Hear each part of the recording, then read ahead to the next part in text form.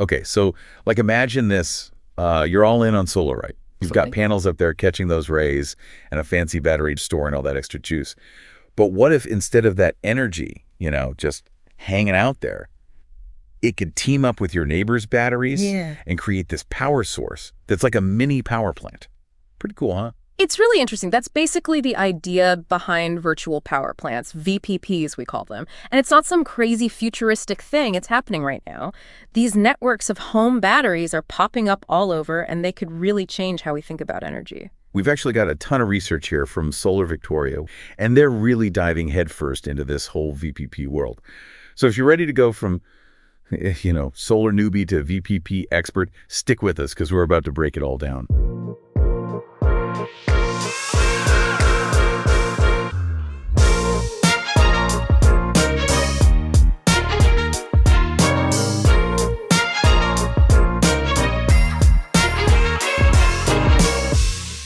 It's like, think of it this way. Instead of each home battery being this lone wolf, a VPP kind of turns them into this big orchestra, all playing in sync to create this, this wave of clean energy. Okay, I am loving this analogy, but I got to say, I'm still picturing like a bunch of batteries wearing tiny little tuxedos.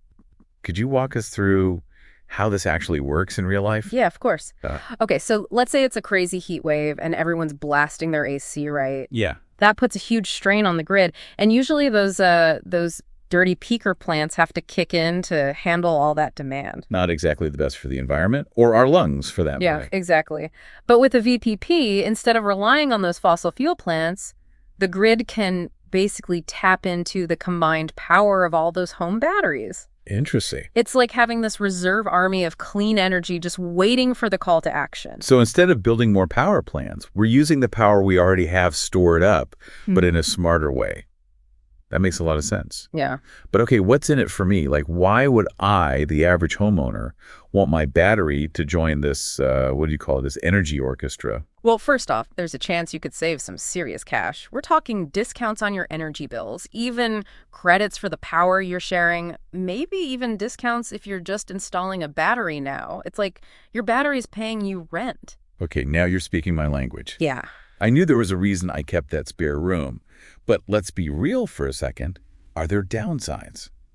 Do I have to give up control of my precious battery if I join one of these VPPs? That's a great question, and a lot of people ask that. It might mean giving up a little control over your battery. It's more like you're contributing to a shared energy pool. So less about me calling the shots and more about being a team player. Exactly. The VPP provider, they manage when and how your battery is used to benefit the whole network. And this is actually how it creates a more stable and reliable grid for everybody. Okay, so it's like a win-win in that sense. Yeah. It seems like not all VPPs are created equal. What are some things that people should look for when they're comparing providers? It's like anything else, you got to do your research. Things like the financial benefits we talked about, what types of batteries they work with, how much control you keep over your own battery, all that good stuff.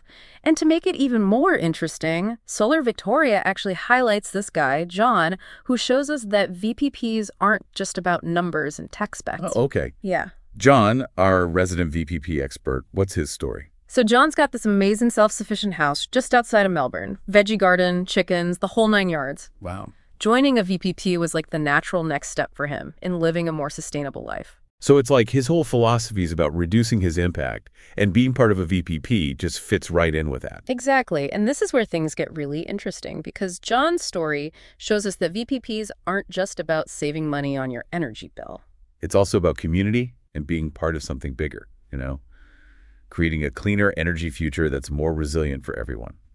Okay, I'm sold. Tell me more about John and how this whole VPP thing has worked out for him. Yeah, so John's story really shows some of the real benefits of joining a VPP. He's not just reducing his carbon footprint, he's actually seeing those savings on his energy bill. He's getting credits for the power he's sharing with the grid. That's what I like to hear. It's those real stories that make this whole thing feel, more attainable. It's not some far-off future tech thing. People are actually living it and reaping the benefits right now. Yeah, 100%.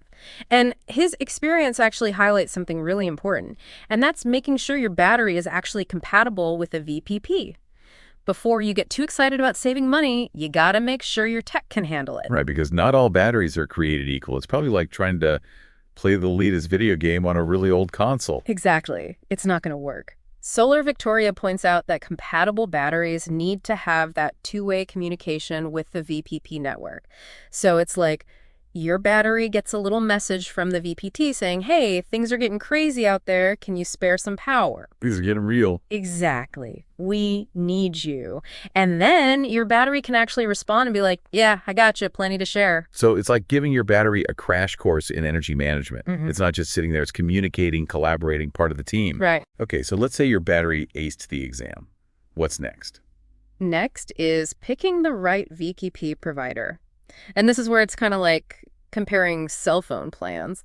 Got to dig into the detail. So yeah, totally. Like data limits and all that, but for my energy storage. Yeah, Okay, what are some of those plan features to compare? good question. You'll want to look at things like what kind of financial benefits do they offer? Are there any upfront costs, or fees if you decide to leave later on? How often will they be using your battery? And really importantly, how much control do you still have over your battery and how it's working? Some VPPs might have limits on how low they'll drain your battery, just to make sure you've always got some juice for yourself. Makes sense. Yeah. So finding that balance between being a good team player and making sure your own needs are covered, not just blindly handing over the keys.